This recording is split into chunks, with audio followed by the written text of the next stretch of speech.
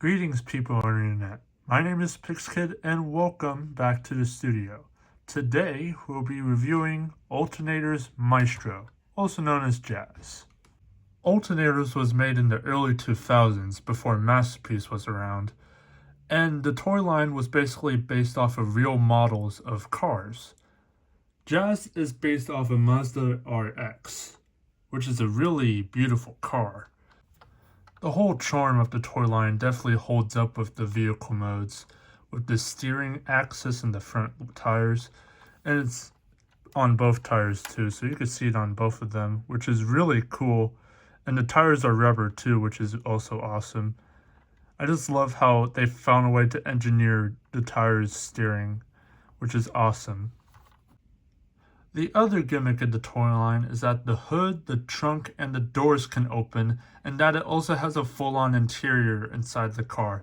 And it's awesome that they added all this details in the car to make it as realistic as possible. To be honest, when I first looked at this car, I didn't really think it was a Transformer. I thought it was just a model car.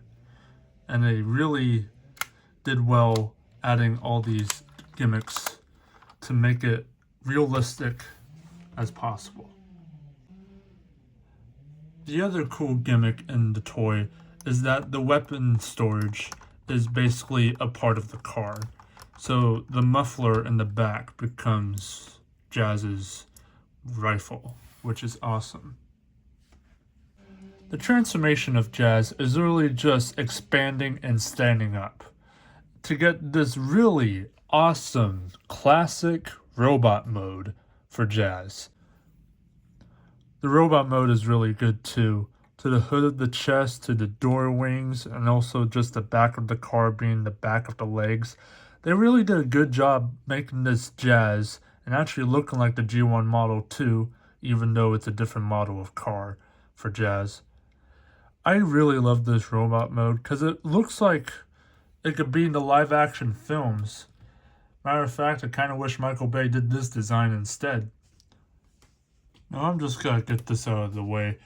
The way I configured the legs like that is the way I do it. It's originally supposed to be like this with a bit of an ankle tilt, but it is like really unstable when it stands up, so I keep it with these in the front, mainly because of stability. And it's also more accurate to the show anyway, like I said before. For accessories, he does have his rifle, but it has a bit of a problem because this peg is supposed to peg into either of the hands on this little hole. You can barely see it. Yeah, there it is. It's supposed to peg in there, but it's really hard to do that. But I'm going to attempt to do it. Yeah, there we go. Oh, that wasn't so hard. Of course, it's easier when I'm doing it on the camera. The posability on this figure is also pretty good for its time. Has a ball joint on the head. You can look up that far, not down very far. It could go side to side. The arms is on a mushroom peg. It can also go this way. It doesn't twist on the elbow, but it can go forward arm curl on it. The hand is on a ball joint. The fingers are on a hinge, but the pointer finger is on an individual hinge. It has a waist swivel. This is on a hinge, a ratchet joint when it spreads the legs. The knee is a ratchet, and a really good ankle articulation too. And if you would do the other configuration for the legs, there is a bit of a foot tilt too. So this figure has good posability, and that's great. For size comparisons, here he is next to Deluxe RC, Deluxe Downshift, our previous review, Deluxe Wheeljack,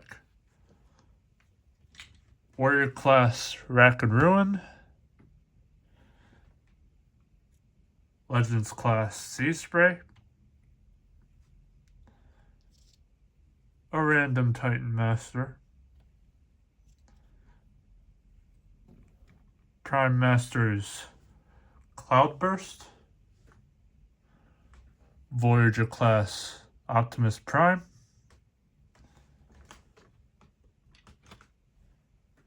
and Leader Class Ultra Magnus. So overall, this Jazz is magnificent. I really love all the details that they added to this figure.